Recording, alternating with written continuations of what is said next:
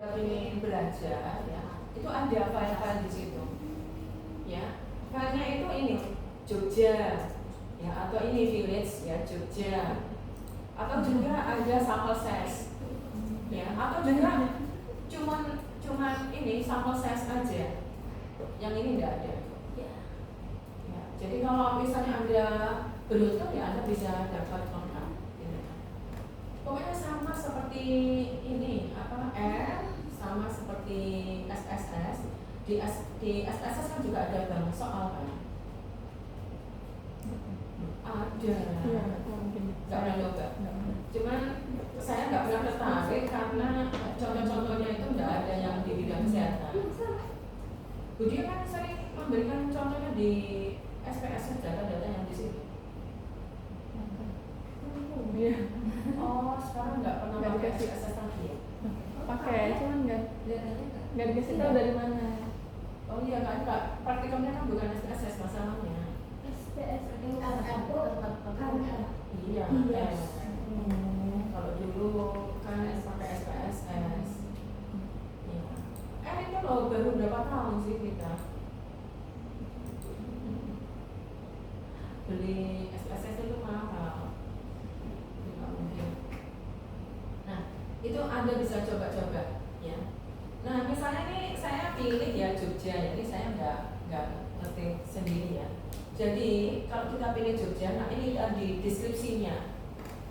Ini misalnya nama surveinya adalah Survei Kesehatan Anak di Yogyakarta ya, di tahun 2005. Ya, itu dilakukan di oh sebelum tahun 2006 sudah ada, ini berarti yang baru ini. Sebelum tahun 2006 ada. Ya. Terus ini karena sampel unitnya desa ya. Size-nya ini ya populasi ya. Terus unit samplingnya rumah tangga. Jadi yang dipilih adalah rumah tangga. Yang eligible ya anak usia 12 sampai 23 tahun. Ya, survei anak. Nah, ini yang eligible 12 sampai 23 tahun. Ini misal ya, ini misal. Ini saya tulis, saya butuh klasternya 25. Ya, ini misalnya. Kalau misalnya Anda tulis 30 juga apa-apa ya. Ini contoh aja. Nah, ini jumlah rumah tangga per klaster, nah 10 yang kita tulis apa-apa. Terus ini, rata-rata orang per rumah tangga. Nah, ini 4,5 dari mana? Nah, ya Anda harus lihat di program itu berapa. Jangan sembarangan ya. Bisa jadi nanti ketika Anda menemui ya, kalau salah misalnya ya, bisa nanti lama jadinya. Karena ketika Anda, misalnya Anda tulis 4,5, itu kan ada 5, hampir 5 kan. Ternyata nggak seperti itu faktanya. Ya Anda tulis sembarangan gitu ya. Nah, jadi ketika Anda datang ke rumah tangga, ya mungkin Anda hanya mendapatkan 1 ya, atau 0 gitu. Sembarangan itu tulis ini. Makanya harus berhubungan dengan institusi ya, program. Makanya kan saya sejak awal bilang bahwa rapid survei tidak direkomendasi untuk skripsi, tesis, ataupun disertasi. Ya.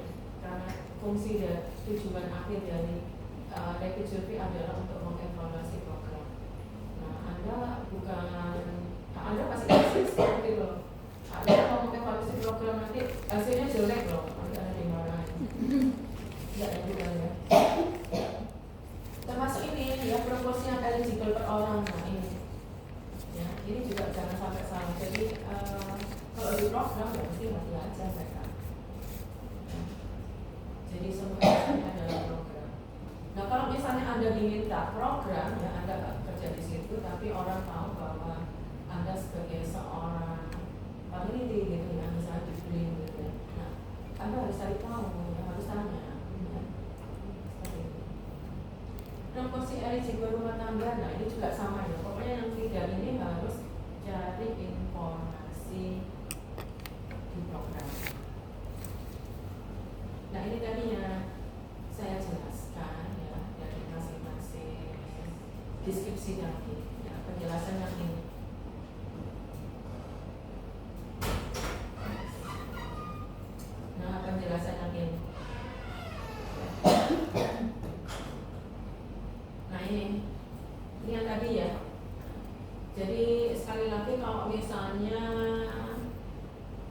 jika ada informasi, nah Anda harus ya, cari informasi dulu ya. Misalnya program nggak mencatat ya, nggak ada catatan, tapi nggak mungkin ya. Misalnya imunisasi gitu kan pasti tercatat. Terus jumlah individu yang tidak merokok di dalam rumah kan pastinya ada informasi awal ya, ada berapa sih jumlah suami ya yang istrinya hamil atau punya istri atau punya anak di dalam rumah itu yang kebetulan dianya suaminya merokok, pasti ada gitu informasi itu. Dan kok tahu ya bidan desa itu pasti tahu aja kondisi keluarganya di desa itu tahu aja ya, terus yang berhubungan dengan ibu hamil pasti tahu. Atau enggak cari informasi di kader ya, pokoknya kayak gitu. Jadi secara umum peneliti tidak tahu persis nilai varian rumah tangga, namun harus dapat memberikan perkiraan yang masuk akal ya sesuai survei. Nah ini harus dipertimbangkan. Nah ini misalnya nih contoh ya, rata-rata tadi ya, rata-rata rumah tangga di wilayah Yogyakarta ya, itu ada 4,5 orang ya. Ini misalnya ya, seluruh populasi yang memisahkan anak-anak itu adalah 2%. Kalau jumlah ibu hamil di sebuah wilayah itu kira-kira berapa persen? Ada loh kayak gitu. Nggak tahu ya. Ada di sebuah wilayah katakanlah puskesmas ya, ada berapa sih ibu hamil? Ada informasi itu. Saya kuliah dulu tuh loh, ada informasi kayak gitu. Ya, nah ini kalau balita 2%. Kalau lansia pasti ada kayak gitu, kamu beda. Oke. Nah ini selanjutnya ya di cluster data ya, ini Anda klik ya. Kalau misalnya Anda masih baru menulis gitu ya, nah ini berarti masih kosong ya, Anda tinggal tulis aja gitu ya, 1, 2, 3, 4, nah itu urut ya, nama-namanya, desanya apa, terus berapa besar populasinya gitu ya. Jadi ini yang tadi saya maksud ya, misalnya ini Urbayan ini jumlahnya 9314, lu kok tahu dari mana? Dari BPS. Ini semuanya. Kalau misalnya ada yang salah, Anda tulis desanya, tinggal ditaruh kursornya di sini, langsung diketik. Ya, bukan seperti Excel. Nah, ini ingat, ini. Ya. Ini ada Excel. Jadi kalau misalnya Anda awalnya ngetik di Excel, terus Anda import gitu ya, bisa.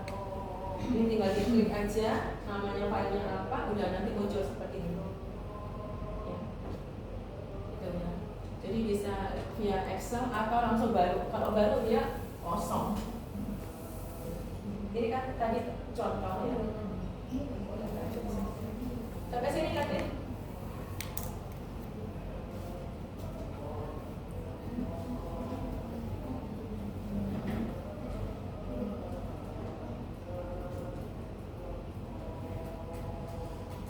Nah sudah, itu tadi untuk klaster ya. Sekarang menentukan besar sampelnya.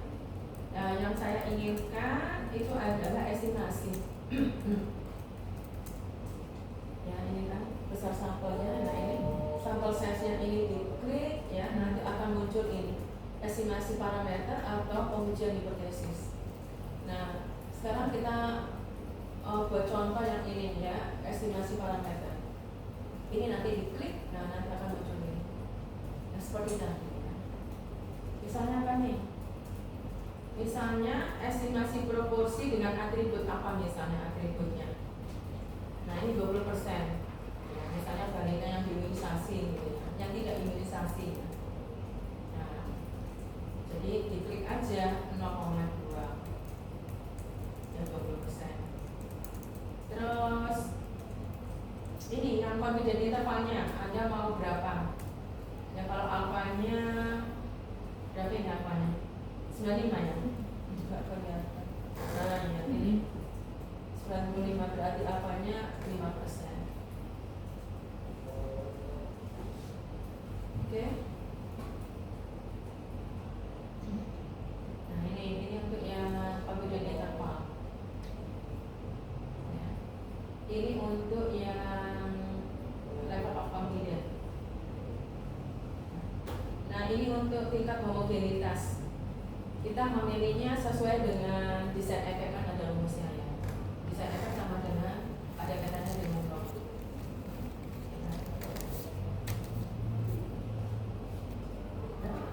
Satu dikurangi desain efek dikurangi 1 dikalikan dengan log.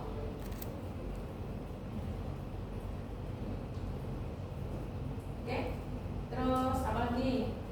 Ini, jadi ini artinya level of homogenitas. Jadi nanti kalau Anda klik di sini itu muncul banyak, ada low, middle, ada high.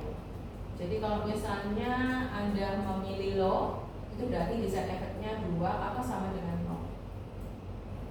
Ya. Ini pilihannya. Kalau medium itu berarti desain efeknya 4 atau sama dengan 0. Kalau high berarti 7 ya, atau sama dengan 0. Nah manual itu tergantung dari peneliti, dasar peneliti. Ya. Yang jelas ROC sendiri itu range-nya antara 0 sampai 1. Ya.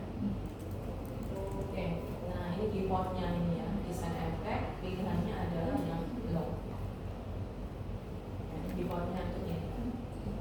Desain efek sama low. Nah sekarang yang rata-rata, nah ini rata-rata orang ya ke rumah tangga. Nah ini kita ketik 1. Jadi kalau kita datang ke rumah tangga ya pasti akan kita temui 1 orang. Nah maksudnya gitu. Dan mesti ada gitu. Ya. Jumlah klasternya kita pilih 30. Ya ini kita tulis 30. Kalau misalnya 25 boleh nggak? Boleh nggak apa? 26, 27 boleh. Kalau apa juga boleh ya. Nah ini orang berumah tangga 10. Ya. Oke. Terus ada lagi.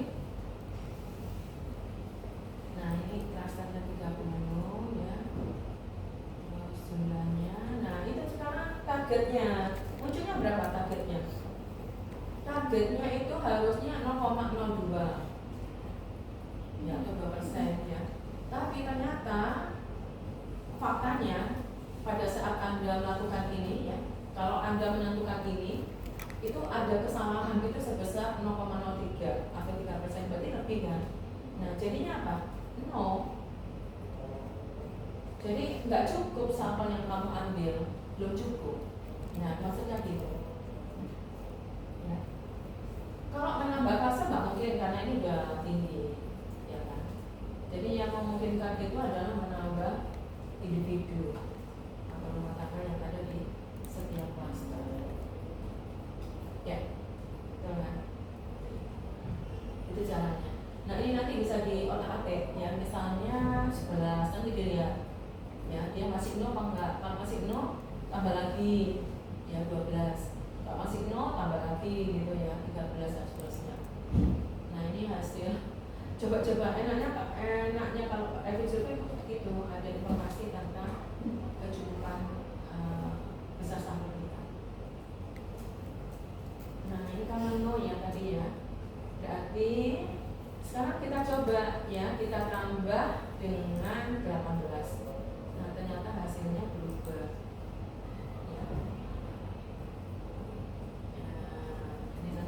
Ganti dengan 18.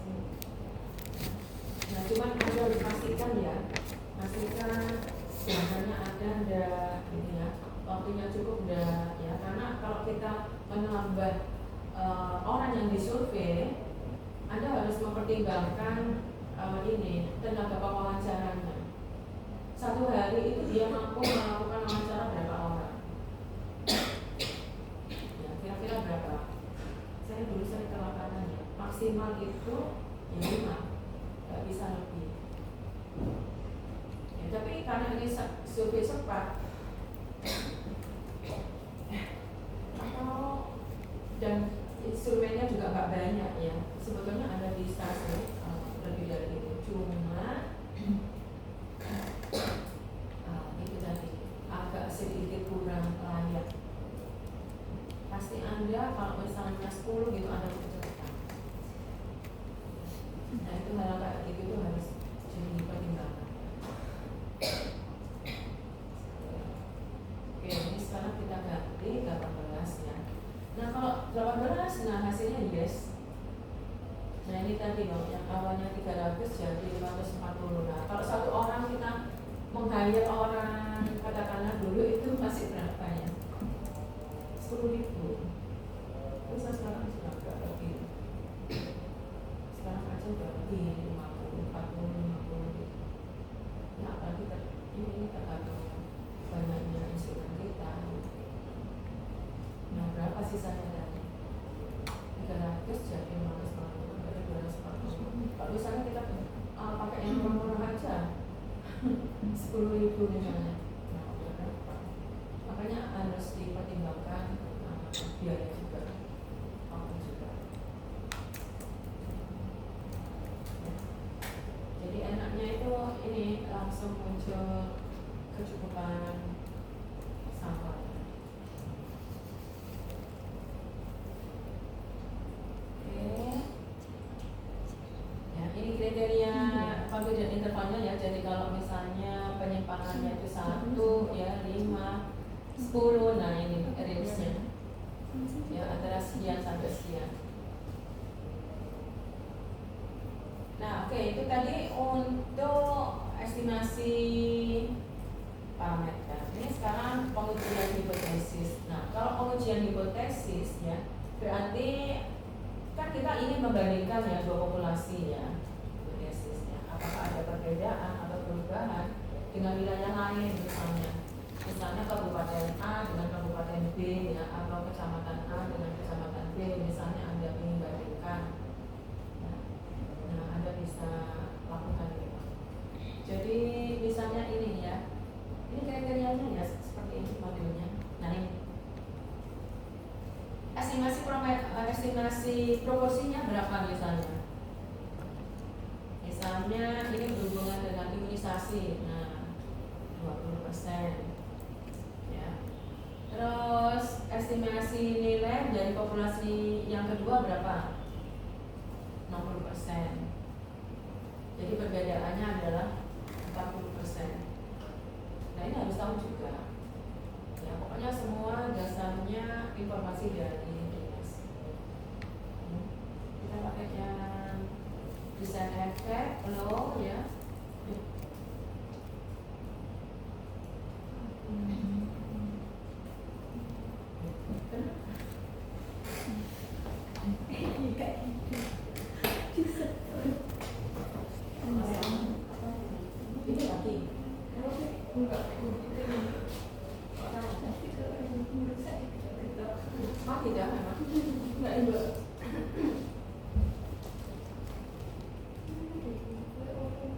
Iya, dan karena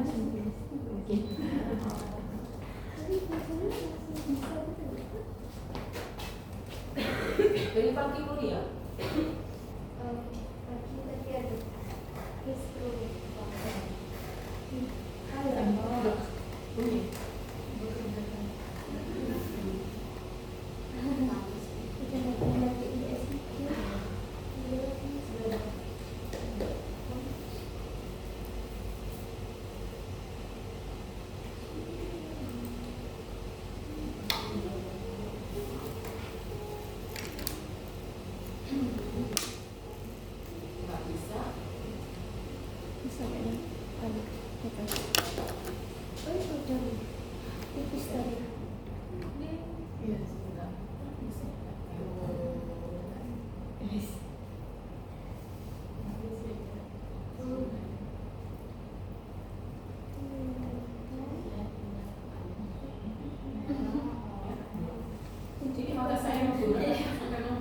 belum Bu ya, memang masih baru.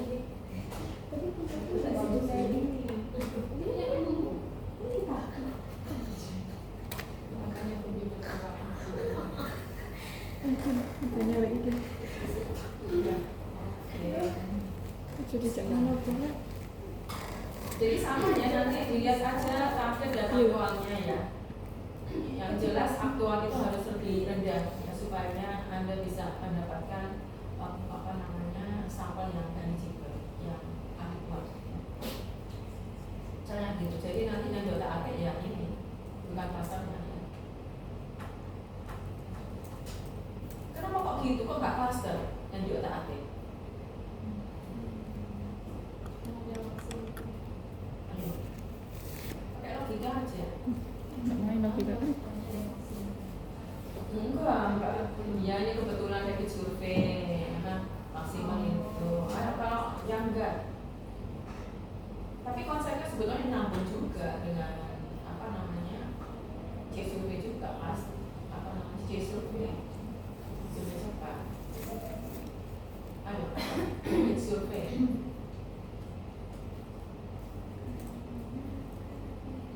Pertanyaannya lagi, mana yang lebih bagus?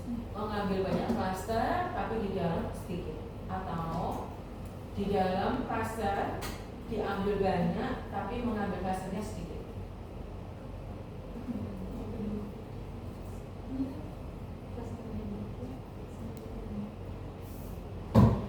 Ayo, itu teori klaster, teknik sampling klaster loh. Sebetulnya konsepnya juga nyambung dengan ini, nyambung. Ayo.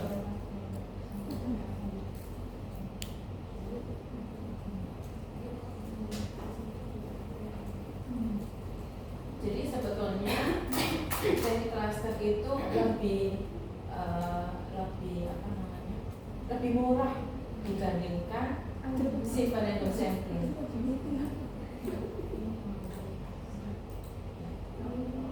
Jadi cluster itu sebenarnya lebih murah dibandingkan simple random sampling.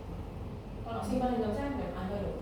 Kalau memang benar-benar melakukan simple random sampling ya, kena sampel ya, Anda datang ke sini ke A, di kota A, jalan apa, misalnya di Surabaya aja distrik Surabaya ya.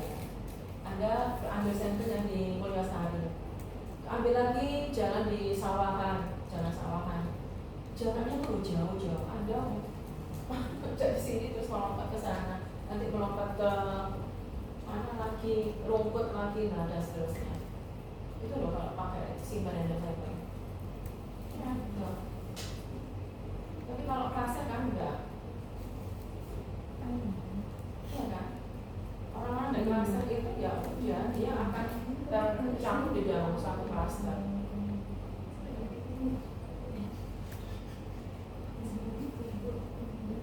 Ya kan? Nah itu. Jadi yang diotak-atik adalah ya lebih baik mengambil individu yang ada di dalam klaster sebanyak mungkin daripada mengambil banyak klaster. Karena antar klaster itu tadi konsepnya homogen, ya kan? Antar klaster konsepnya homogen. Jadi sebetulnya kalau memang benar-benar homogen ya udah ada satu atau dua. Beda dengan strata,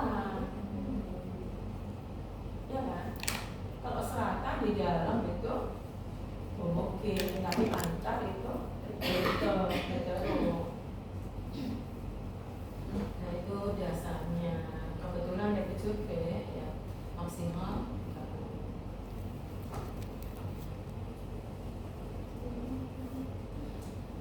Nah oke, ini sama ya konsepnya tadi. Jadi kalau orange CI nya dapat kisar antara 90, 95, 94 itu ini yang nilainya.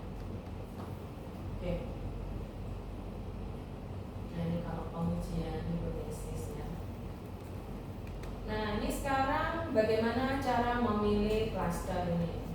Tadi kan kosong ya, ini kalau masih baru ya, modelnya seperti ini kosong ya. Tapi kalau nanti udah diisi ya, nomor 1, nama desanya apa, terus masing-masing populasinya apa, nanti langsung di running atau di generate.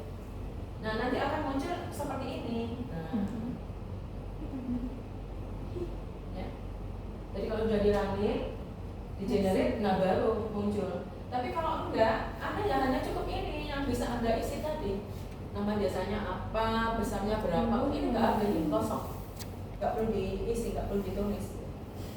Ya. Enggak perlu di-entry. Nah, apa yang di-entry? nggak perlu, nggak ada. Jadi hanya ini aja, 1-2 ini. Ngerti? Nanti kalau sudah di running, nah baru munculnya ini. Jadi muncul semua. Jadi ini ya di desa apa itu aku? Namanya apa sih itu? Mantri Jerman. Mantru Eron namanya. Terus ini aja keparakan yang populasinya sekian. Nah jumlah klasternya 1. Ya nanti muncul semua.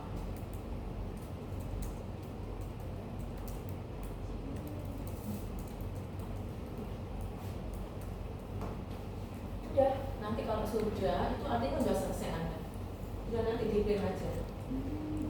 Nah, di print langsung ya, bukan PDF loh. Kalau nggak, saya ingat saya dulu itu belum ada PDF, nggak tahu sekarang. Makanya kan saya bilang dulu underdose itu belum ada konten dalam PDF.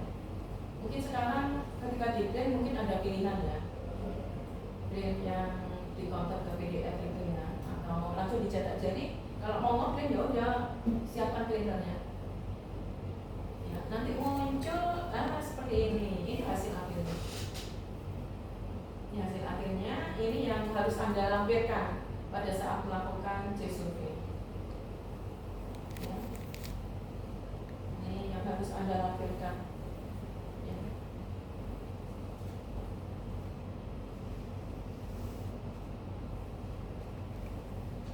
Oke. Jadi yang disurvei nanti ini besarnya. Ini beda lagi loh dengan yang tadi loh ya. Ini saya coba-coba lagi yang beda, orang beda. Ini tentang apa? Ini penelitian sungguhan kalau yang ini. Ini terakhir itu tentang DBD. Ini bukan yang tadi ya, tidak ada hubungan dengan yang ini ya. Karena yang ini tuh nggak ada, pada saat itu saya nggak punya bukti yang ini gitu. Terus saya punya ide, ya udah saya lampirkan aja gitu ya biar mahasiswa tahu. Nah cuma sekarang saya memberikan informasi pada Anda bahwa hasil ini itu nggak ada kaitannya dengan yang tadi. Ini beda lagi.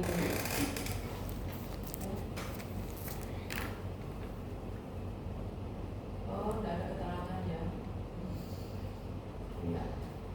Udah ini hasilnya ini. Jadi ini yang disurvei ini pada saat itu melakukan DBD yang 250 orang. Ya, selesai. Itu tentang case survei ya, program. Jadi sebenarnya sederhana sih case survei itu.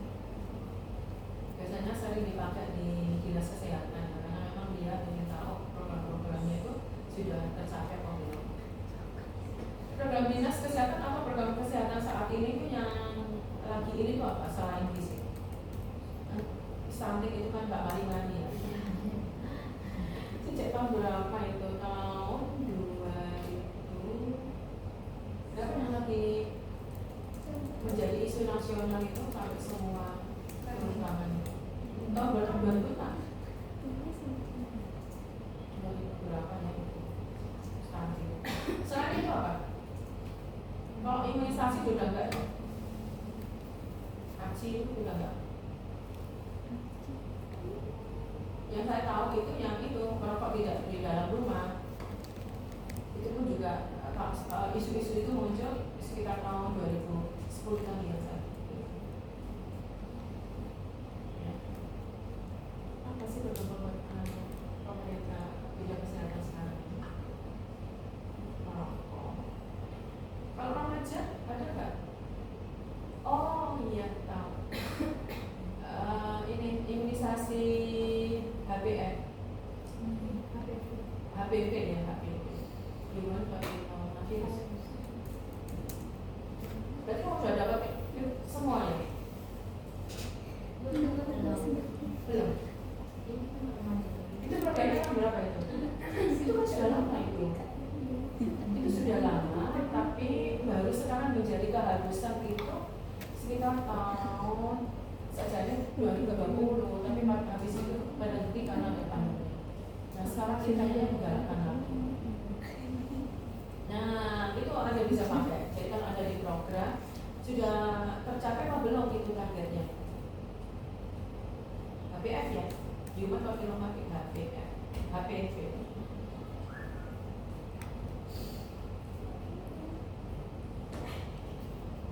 Itu masalah lagi. Gencar tapi untuk remaja ya?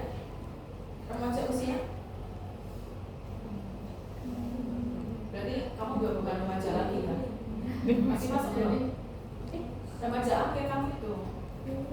Karena remaja itu mulai umur 12 sampai anak-anak itu 6 sampai 11-12an ya. Terus remaja itu 12 sampai 17 atau 18. Nah, baru dewasa awal itu 18 sampai 25. Berarti dewasa awal. Iya, makanya dewasa awal. Dan nggak bisa dapat lagi. Nggak mau.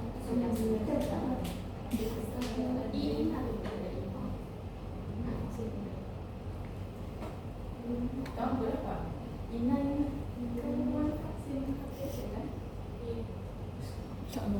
Tahun berapa? Tahun ini. Rasanya badan bisa setelah disuntik itu? Enggak sih, biasa. Tapi pasti mandiri, bukan dari pemerintah. Oh, baru mandiri. Karena kayak dari pemerintah itu kan mau anak SD. Oh, yang pemerintah SD. Itu juga untuk yang cowok ya? Fokusnya ke yang cewek. Tapi sebenarnya bisa untuk cowok nggak sih? Bisa.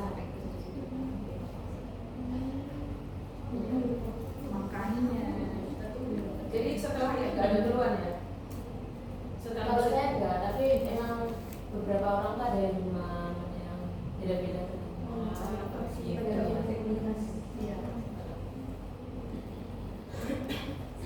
Berapa kali? 4 dua kali ya? Harusnya 3 kali. Oh, bukan 2 kali? Oh, berarti yang program pemerintah itu diwajibkan 2. Yang program kan kalau vaksin HPV itu ada 2 jenis, yang gardasil 4 sama yang gardasil 9. Kalau yang pemerintah itu cuma yang gardasil 4. Yang paling rendah.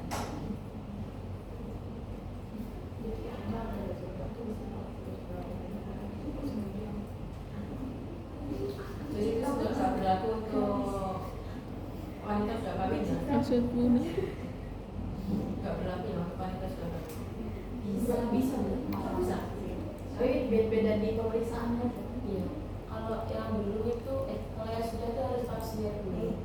Oh, wajib itu ya? Iya, vaksin. Dari ya.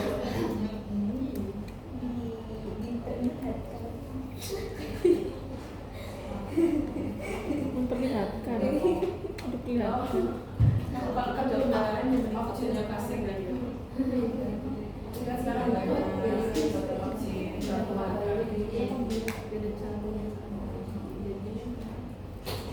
sudah.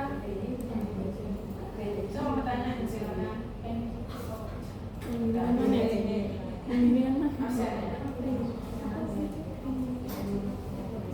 Ya ngono. Sama aku lanjut. Oh, tak coba. Terus menit. Terus mana informasi nih? Informasi nih. Tidak tahu.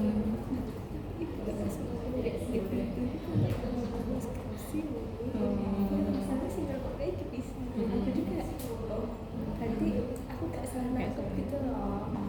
Ya ada Alhamdulillah aku selesai. aku nerusin kamu makanya nafas dulu nggak sih? Iya deh.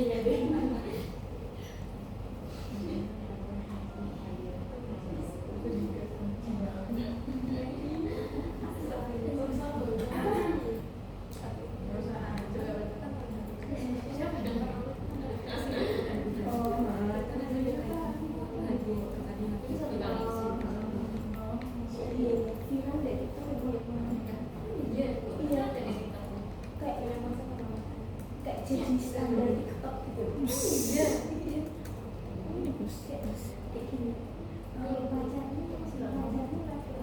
Oh iya.